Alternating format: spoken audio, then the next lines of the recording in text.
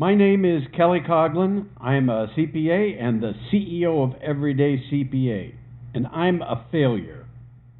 I'm a successful accountant, but I'm a failure entrepreneur.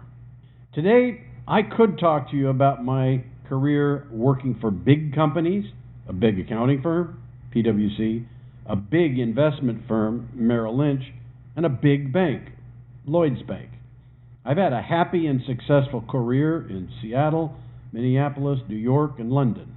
Or I could talk to you about what we do at EveryDayCPA with our STAR services.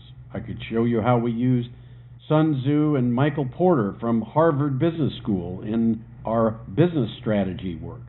And I could show you how we get the federal and state government to pay about 30% of your cost to start a business.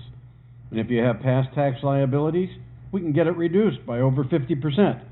Or I could show you how we use accounting debits and credits as weapons of mass destruction of your competition. And risk. I could show you how to minimize the risk of contingent loss and risk of audit. I could do all that, but I'm not going to do any of that. What I am going to do is talk about why I am a failure, or rather, why I was a failure in the entrepreneur space. About 15 years ago, I started down the path towards small business startup. How hard could that be? I was educated, CPA and MBA. I had great big company experience. I had some capital. I couldn't help but succeed, right? Wrong. It was a path to failure. Eventually, I succeeded. I love the quote from a very successful venture capital guy in Silicon Valley. Fail often so you can succeed sooner. In 2013, I sold a financial technology company. I started in Minneapolis. The financial costs, risk, and rewards were big, but the non-financial costs were even greater and, unfortunately, very difficult to recover. I am also going to talk about why the enormous price that is paid in startups, not financial, but intangible, unhappy shareholders during the failing years, nervous vendors and bankers during the lean cash flow quarters, and then the personal stuff, the day-to-day stuff that causes failed marriages, poor relationships with children, and unhealthy diet and exercise. These are the true costs. It is helping entrepreneur wannabes mitigate these costs that is my sweet spot passion today.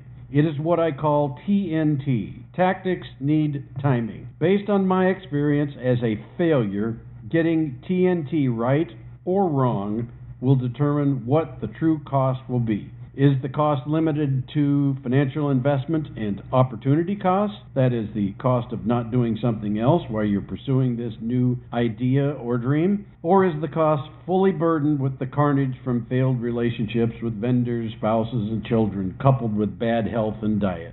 Tactics need timing. What tactics will you implement and utilize in your plan? How will you incubate your business? Will you outsource to start it, or will you do it yourself? Need assessment is important. Does your market need your products or services versus competitors? Who are your competitors? Who are your substitutes? And if you say you don't have any competition, you definitely need help. People have millions of places they can spend their money. So, in a sense, every product and service on the planet Earth is your competition. I referenced Michael Porter earlier. Every business owner, and frankly anybody involved in the revenue side of an enterprise, should understand Porter's 5-force analysis. Rivals, substitutes, buyers, suppliers, and new entrants. These are the 5 forces that need to be understood before launching a business. And that leads to the last one, timing. It's the one most easily controlled, and fortunately, it's the most important. In 1812, Napoleon had his million-man Grand Armée ready to take on the Russians. Napoleon was a brilliant military strategist, but he made a critical tactical mistake that cost him about 600,000 men's lives, and ultimately, some historians say, cost him the war. His timing was bad. He launched his march on Moscow way too close to the winter season in Russia, and ridiculously cold weather completely harmed his ability to win. Bad timing. In the startup world, it translates into, for example, Maybe if your wife is doing 6 months, don't leave your job yet to start the deal. Rather, outsource some things and work the deal at night. Tactics need timing. TNT doesn't necessarily determine whether your path is one of failure or success.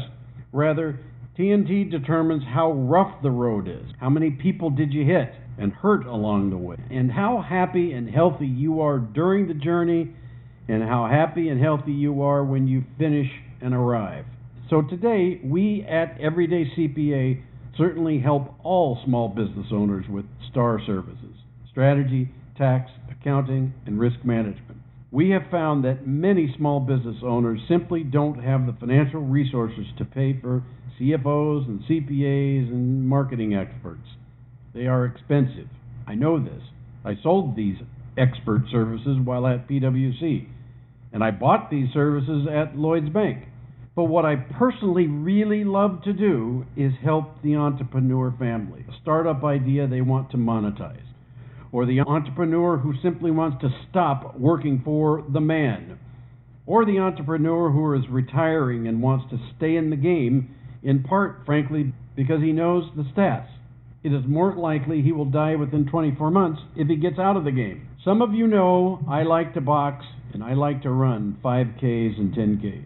And my performance has waned over the past 10 years in these areas. But fortunately, there are a few things that only gets better with age, experience, and wisdom. And this is one of them. The clarity that tactics need timing, TNT, must be considered before launching a business. And getting this right will determine not only what the easily recoverable financial cost will be, but more importantly, it will determine the personal and relationship cost that no business transaction will ever recover. Thank you for your time.